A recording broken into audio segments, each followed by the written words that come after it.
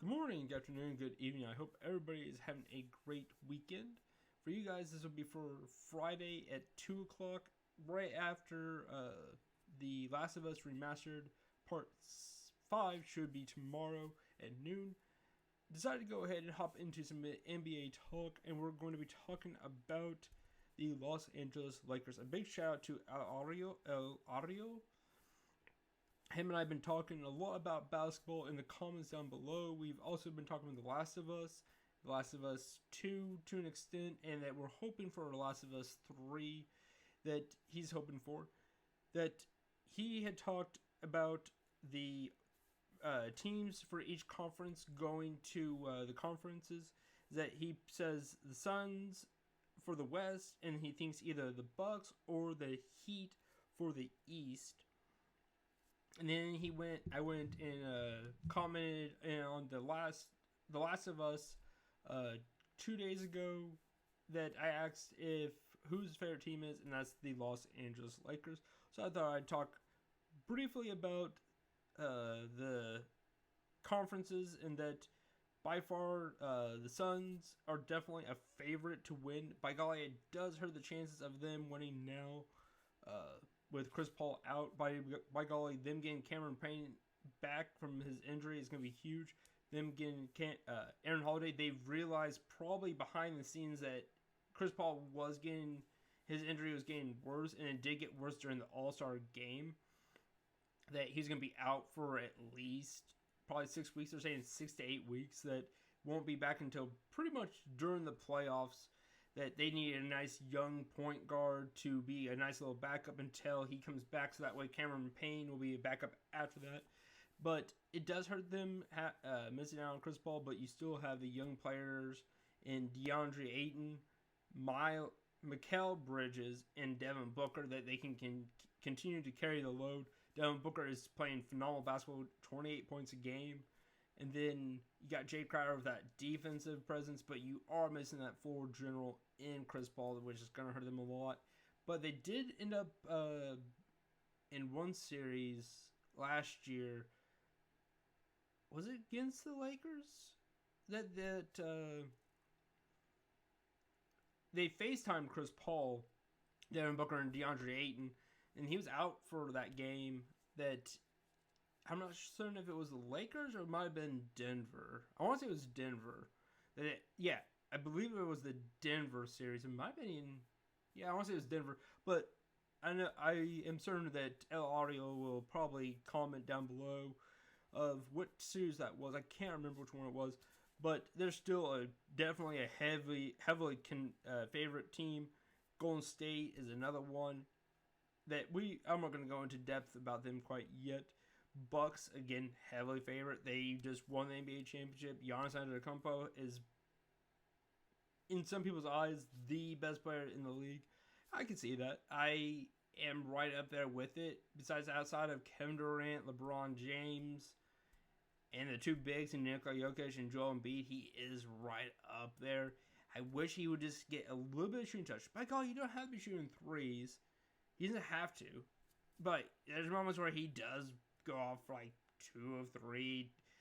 One game is 2 of 2 on threes, but he doesn't have to. Just be consistent at that mid-range game, be consistent at the free throw line, and by God, he's been having some 50-point games recently, but yeah, I definitely see why, and see what El Audio said about Bucks being one of them, and then the Heat, oh my lord, their depth, and then getting Kyle Lowry, Jimmy Butler, you have Tyler Hero, Duncan Robinson. I want to say Tim Duncan. There's also Duncan Robinson, the two Spurs legends. But Duncan Robinson, who's having kind of a down year, but he's doing his part in that, in shooting threes. Not the best defender. Not going to probably ever be close to being a good defender. PJ Tucker, who's a really good defender who can shoot that corner three, legendary corner threes, 3-point specialist. And then Bam Adebayo, what's his name? Yurt Zevin, he's a stud center. They also have Akpala. No, he got traded, didn't he? Yeah, he went to the Thunder.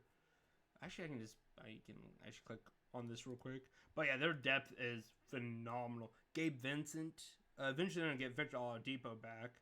Markieff Morris, who is, I like Markieff more than I like Marcus, but both of them are pretty known to be dirty players. They got Caleb Martin, and Cody Martin is with the Hornets. Dwayne Dedman, Max Strauss. I've heard Strauss. He's really good. I've heard. You're at 7. This is his rookie year. Wow, he's that big at 6'11". Like, he's a big dude, 275 pounds. But yeah, those are definitely. I could see why those are heavily favorites. I like the Brooklyn Nets with the addition of Ben Simmons, but again, the plan is down the road to go and get into talking about the conferences and the playoffs. Once the playoffs get extremely close and that we know the seedings, that we'll go and do some predictions of who wins the conferences or who wins each matchup, who wins the conference, then who wins the championship. We'll break it all down once we get to that point. But I want to talk about the Los Angeles Lakers. Ooh, buddy. Ooh, Ario. Hey, ooh, buddy. Oh, man. It's rough. It is extremely rough. For a while there, it was starting to look pretty good for you guys. I'm looking down. If you guys see me looking down like this, I'm looking down at, like, the Lakers. I'm seeing the full website of NBA.com and the teams that it was going to look good with Anthony Davis. It was going to look great with Anthony Davis back healthy. And then he got hurt again. And the trade deadline, I know LeBron was pissed. He wanted them to do some kind of move. And that my question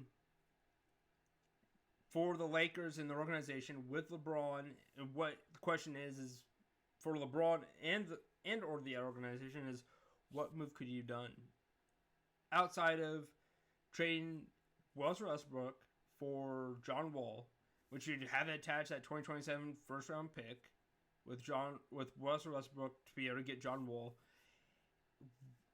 You might have been able to trade Anthony Davis, but are you going to be trading bench pieces that are making minimum contracts for bench pieces that are making minimum contracts? Like, there's nothing too outstanding that would have just got them to the next level. Maybe had a better center. Yeah. Now I'm thinking about it. Maybe try to get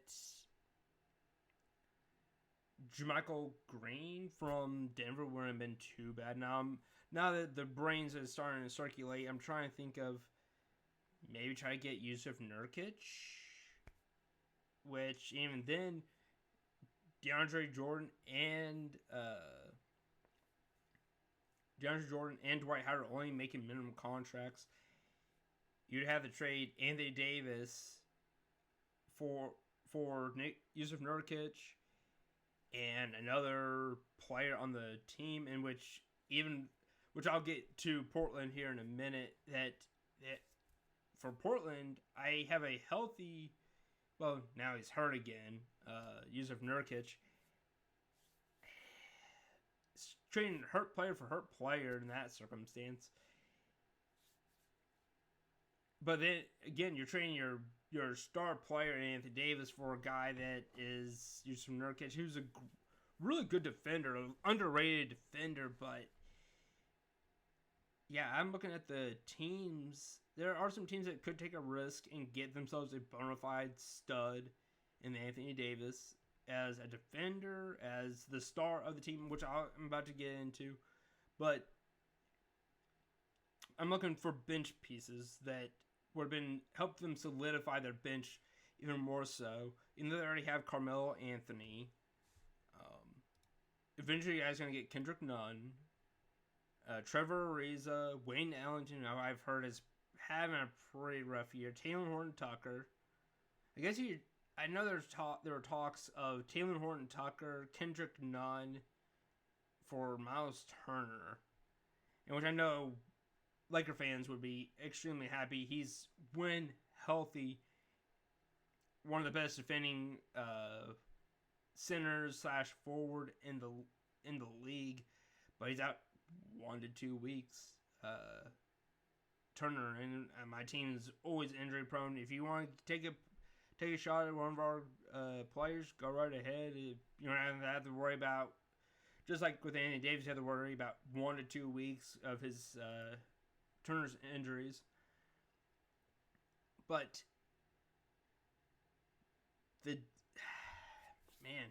it's rough. So let's get into the possibility of this offseason, because by God, they can take that next notch up. I would like to see that for the Lakers, because it does help ratings wise, views on the NBA whenever the Lakers are in the playoffs. The Lakers, the Knicks, the Celtics, historical franchises, when they're in the playoffs, helps the ratings, because the older people want to see those kind of historic franchises be in the playoffs, and that it does help ratings when they're on the team on the playoffs. By God, same with the Warriors. I'm just looking at now that when it comes to them possibly being only in the play-in tournament, this gonna be rough. Right now, when it comes to the Lakers, they are the 9th seed at 27-31. They are 3 games behind the Clippers. They're 4 games behind the Timberwolves in the win category. Technically, they are 3.5 games behind the Timberwolves when it comes to games behind the first seed. They're 21 games behind Phoenix. And Minnesota is 17.5 behind the Phoenix, so they're technically 3.5 games behind, not 4 technically. But win-wise, they're 27 wins. Minnesota's 31. Clippers are 30. Lakers are 27.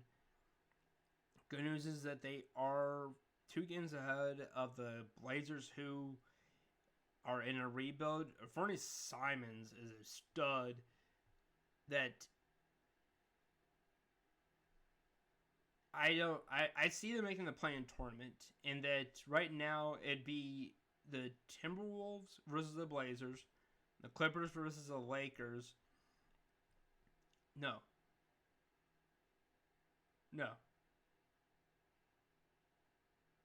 No, it's actually 7 and 8, 9 and 10. Lakers versus Blazers, Timberwolves.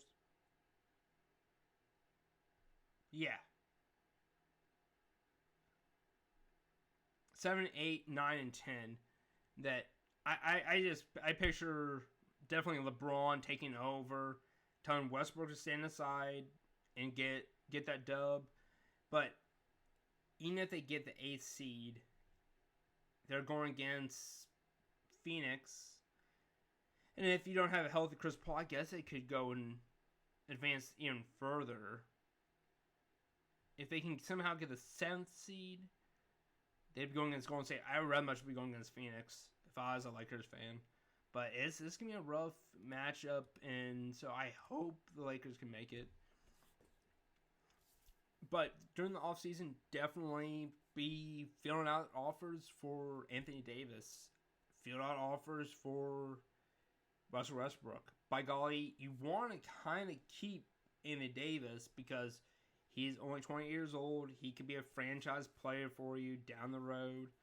But the injuries are adding up. And ever since the Pelicans days, though, his injuries have just gotten worse. And they've lasted longer and longer and longer. And as big of a body is that Davis has, you kind of question how long his career will be. Just like Bill Walton back in the day.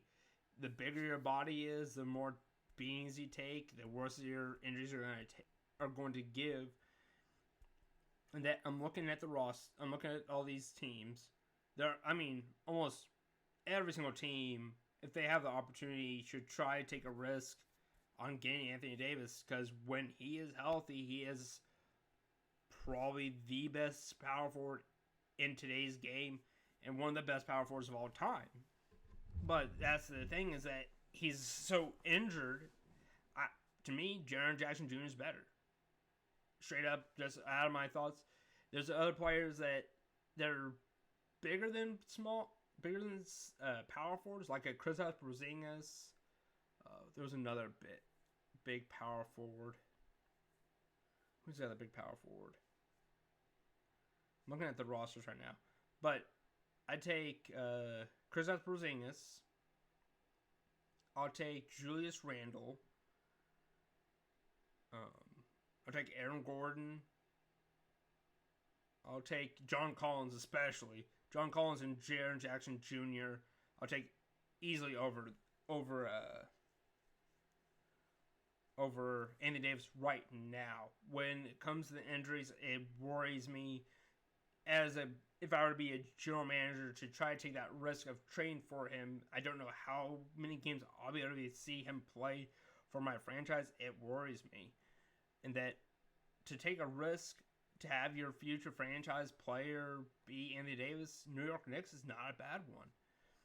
They have a decent roster. I'm looking at the roster right now. You got the opportunity to maybe get Evan Fournier. I would love to see the Lakers get Evan Fournier, a 3-and-D guy, like a legit 3-and-D, because people keep talking about Trevor raises a 3-and-D, but Evan Fournier is a great three-point shooter, has a pretty underrated defense, and then train for Julius Randle, bring back Julius Randle to the Lakers, have him not be the guy for the New York Knicks. You get your franchise player for the New York Knicks and Anthony Davis. They get a guy that did have a great year last year in Julius Randle.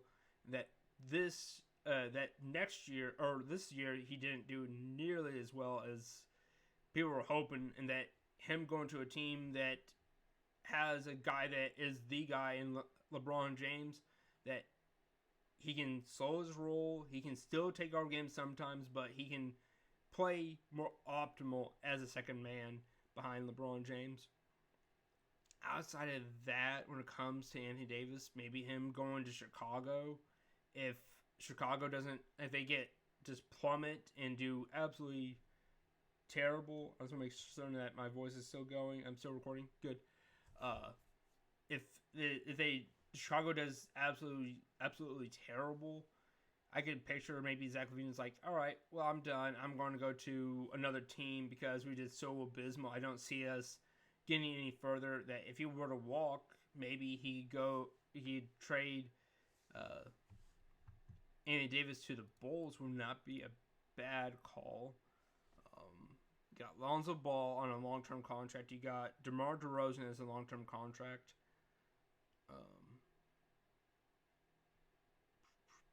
Vucevic, I think, he's a free agent after this year. You got a young player in Jason Mu, who's an absolute stud. You got Patrick Williams, who's a forward at 6'7", which you can slide him to the 3. Anthony Davis at the 4. Probably maybe try to get a free agent center, and during the 2022 off season, you can maybe get yourself a center, point guard Lonzo Ball, and then Desonmu at the 2. That's not a bad call. That's, again, if Zach LaVine's like, all right, I don't see us getting any further in the playoffs. I'm going to go ahead and take my talent in another team because we're not going to go any further. But I don't picture that happening. I see Zach LaVine being like, all right, I am the franchise player for the team. There's also a possibility that Anthony Davis might still get traded there. Again, that's where it gets kind of... I guess you could trade Vucevic. if you're willing to trade Desalmu, because they're going to want talent. They're not going to just straight up trade for a guy that has had a down year in Vucevic in a pick or two. They're going to want another young talent / another player for them to continue to work with. Maybe not Tony Bradley, but Javonte Green and or Desalmu with Vucevic in a pick. And they get Anthony Davis. You have Anthony Davis, Lonzo Ball, Zach LaVine. That sounds ridiculous. Lakers get Vucevic, who's a known center that has actually improved his game, is a good rebounder, is having an off year, but the amount of also DeMar DeRozan with that squad with Lonzo Ball, Zach LaVine, DeMar DeRozan, Anthony Davis, and if you can get yourself a center or re-sign Vucevic, that's not bad. But you have to trade away Vucevic with the trading of Anthony Davis, which they'd be probably fine with. And then the Lakers' sake, they get Vucevic again, well-known all-star center. Get a young player in Desalmu, which again I know LeBron isn't the biggest fan of young players. I know he's not the biggest fan of them. I guess maybe Patrick Williams. I guess they probably wouldn't want to do it unless they brought back Lonzo Ball, which again I think Lonzo doesn't want to go back to the Lakers. That's kind of a weird predicament for the Lakers' sake, because I know LeBron isn't the biggest fan of working with younger talent. He wants those veterans that know how to play basketball in their own style, and he works with them. He doesn't want to. Again, he's at the end, going towards the end of his career. He doesn't want to go and have to work with younger talent in that sake. Knicks. Again, almost every single team should be looking to try to do some kind of package to maybe get Anthony Davis if the Lakers say, hey, we're going to be trading you away.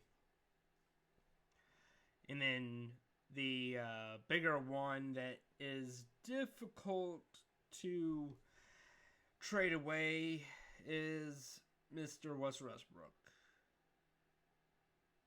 I sat here and right before I started recording this, I looked at the roster, or I thought this over, and outside of Houston, maybe the Clippers, maybe the Knicks. Outside of, and then Portland, in which all four teams I just mentioned, outside of New York, Houston already have a big contract in John Wall, which they'll want that 2027 pick, which LeBron's going to want to trade that pick away. He doesn't care about picks. Trade every single pick. He's talked about that, or he's commented on the Rams general manager saying F the picks. He wants that pick gone. Trade away that pick. Get John Wall. Trade away Westbrook. But if I'm Houston, I want more than just that 2027 pick, which during this offseason coming up, they get their additional 2 first-round picks for the future for 2029 and 2020 or 2030, I think. They get those picks eventually during this offseason. I believe the Lakers that they could trade away Westbrook. They don't have to trade that 2027 pick. They can trade it. I know they get that 2029 pick. They can trade Westbrook, that 2029 pick, for John Wall. But if I'm Houston, I'm wanting that 2027 pick. I want to be building for the future now. I don't want to wait another 7 years from now. When it's closer to 2030, I want to be building for the future now. I already got Jalen Green, Christian Wood, Kevin Porter Jr., Deshaun Tate, Kenyon Martin Jr., Sengun. They got a young roster as it is. Anyways, I want to be trading away John Wall for picks or young players, be continuing this rebuild, trade away Eric Gordon for this rebuild too. That if I already just had Westbrook 2 years ago with James Harden. I don't really need to get Westbrook again, unless if I get that 2027 pick, and the Lakers aren't really willing to give that up. The Portland Trailblazers, it's just depends on Damian Lillard. If Damian Lillard's like, I want to be traded away, you could go get John Wall, or not John Wall, but Westbrook for 1 year, $47 million. I want that 2027 first round pick. If I'm the Blazers, I'm going to be getting a guy that's making $47 million who's having probably one of his worst years as an NBA player. Give me my pick. I'm going to be building towards the future with Fernie Simons. I'm going to tell Westbrook that we're going to work on a buyout because I don't want you on our roster anymore because we're building towards the future. And you're an older player that we don't really want on this roster because you're just not that building piece for our future. And just being honest, Fernie Simons is a stud, and your game has devolved. Your free throw percentage has went down significantly. Your 3-point percentage has went down, or has stayed the same, about 33, 34%. Sometimes 36%, but it's not nearly as high as it should be. Your game, by golly, on the right roster is significantly, helps out the team significantly in that circumstance, but on a rebuilding team, it's not going to help matters because they're wanting to lose games, and for him to be on a team that's rebuilding, this is not going to work. The Clippers, that'd be intriguing. Of the four, and then the New York Knicks, let's go hop right on the New York Knicks. Just, again, it's all about their opportunity to get their star player, their superstar player, other than Julius Randle. Trade away Derrick Rose, trade away Kimball, try to get a sign and trade with Kimball Walker. Trying to look at another player, maybe Cam Reddish. But they had to get their 2027 first round pick, and that's the biggest hindrance question mark for the Lakers is are they willing to really trade away that first round pick? That's the biggest question. And we'll go back to the Clippers, is that I actually wouldn't mind seeing Westbrook with Kawhi Leonard and Paul George. Again, the question is the matching of the money, which I want to say Reggie Jackson's making a decent amount of money. Reggie Jackson contract. I want to say he's making $22 million a year. Oh, 2-year, $22 million. Yeah, 2-year, $22 million. So $11 million. I want to say Norman Powell is making a decent money. Norman Powell contract. 5-year, $90 million. What is that? Was that $15 million a year? No. 18 million a year. Is that right? Roughly? Cap breakdown, sportrack.com. Let me see. 15 million this year. 16 million, 18 million, 19 million, 20 million. So it is, again, it spikes up every year. So this offseason, 16 million. We got 11 million in Reggie Jackson. So that's only 27 million of the 47 million. What about Luke Kennard? What about, let's actually Luke Kennard. He's only making $12 million. Wow. Robert Covington? Rocco? Robert Covington. Because I would like to. I'm kind of curious to see what Westbrook would be like with two. Okay, so this is actually his last year. Okay. Never mind. I'm kind of curious to see what Westbrook would be like with two of the best defending wing players in today's game in Paul George and Kawhi Leonard. Hold on a second. Let me look up something real quick. I'll also look up Marcus Morris Sr. Marcus Morris. 15 million. So maybe Norman Powell, Marcus Morris Sr.,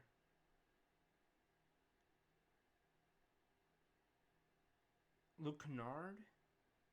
No?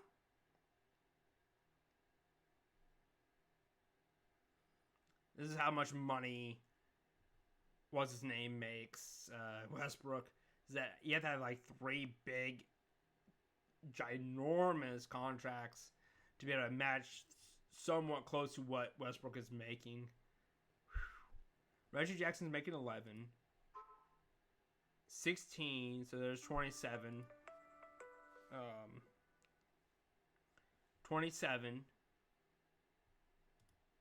27, and then Norman Powell. Norman Powell. 27, 16. That's 43. That's a lot to give up. But you get a lot more depth for the Lakers' sake. If they're willing to trade away that much, Reggie Jackson, Norman Powell,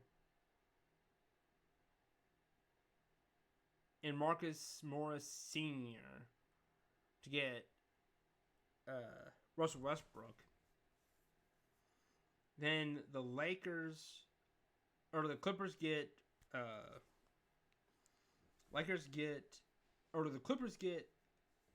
a guy that very rarely has missed any games this year. I don't think he's missed one this year. Russell Westbrook. I want to say he's only missed one game this year. 57 games, and he's played all 57 games so far. He's still playing. You get a consistent, healthy guard in Russell Westbrook. Yeah, inside Luke Kennard. Actually been playing Paul George at shooting guard. Kawhi Leonard at small forward. Nicholas Batum. Nicholas Batum at the 4. I guess Zubac at the 5. It would be intriguing, but again, that's a lot of depth that the Clips are willing to give up. Are you willing to give up that 2027 first round pick to go and get her that Russell Westbrook contract? That's the big question. But I like the depth that the Clippers will get. Reggie Jackson, who has really started to get a lot better since his Detroit days. Marcus Morris, again, when he's not trying to be a dirty player, that he is actually a really good player. Not as good as his brother, in my opinion, but still pretty good. And then Norman Powell's an absolute stud. He's a walking bucket. I like that a lot for them. By golly, not the best defender, but still you get a good 3-point shooter in him and good mid-range specialist too.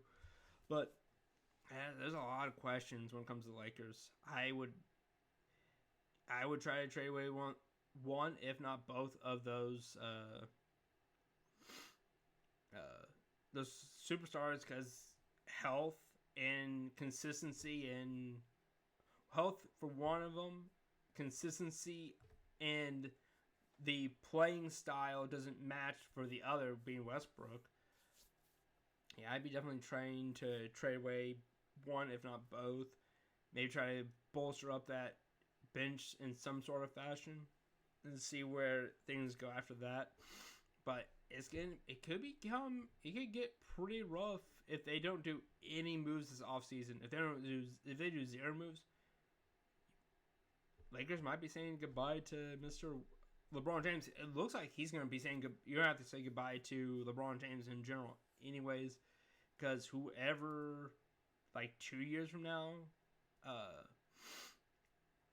whoever does get Bronny James, they're going to be getting LeBron James. By God, he's going to be at the end of his career, but what he does at the end of his career is going to be better than what some of the players do nowadays.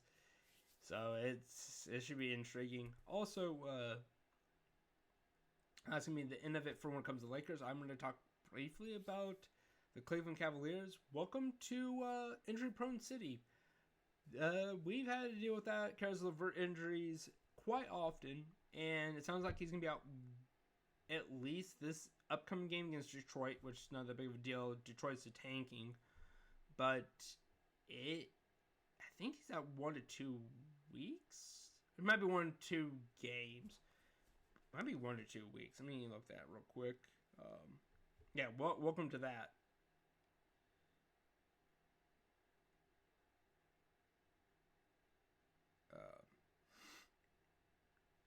Let's see here. Let me look at that real quick before I end this video.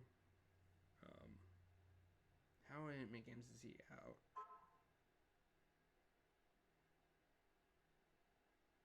Darius Garland on uncertain timeline to return from back injury. This guy right here with this jersey, I hope he gets it feeling better. I hope 1 to 2 weeks with right foot sprain. I hope they actually get back to being healthy, because I would like to see him make the playoffs, make the play-in tournament. Would be ideal, because being that roughly 16th pick in the draft, we get that pick. I wouldn't be upset about it. But I would like to see them actually make the playoffs, because they have such a great young roster. And Caris LeVert, who's only, 26 at most? Looking at the roster. Years in the league, 5. He's 27. Never mind. He's actually one of the veterans outside of Kevin Love and Rajon Rondo. And Ed Davis. Wow. They have Ed Davis? Okay, so he's the 5th oldest. 1, 2,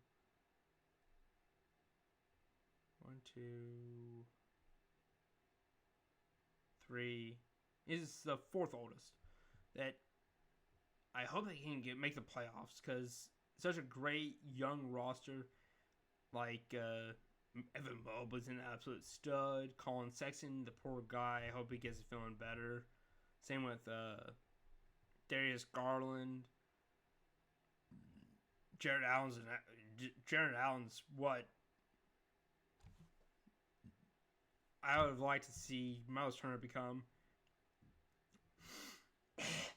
A great rebounder, great rim protector. That pick and roll game is absolutely monstrous. He's an absolute stud. Only 4 years in the league at 23 years old, and he was an all-star already. Same with Darius Garland, only 22 years old. This is his 2nd year. The future is bright for this roster. They did the right moves, getting Rajon Rondo, and then trading away Ricky Rubio and getting Caris LeVert. They got a great roster going right now.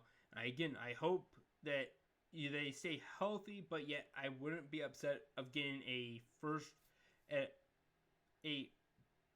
mid first round pick, 15 through 17.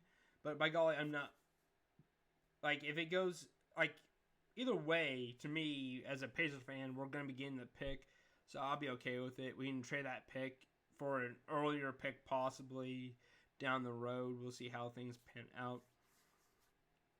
But with all that being said, guys, this is going to be in this video. And like what I've talked about before, I was going to plan on doing the Toronto Raptors as another team to talk about to you guys with. But a big shout out to Ario that he commented his favorite team being the Lakers. I want to talk in depth about the Lakers with you guys for a brief moment. But with all this being said, guys, I'm in this video right here. And I'll talk to you guys later.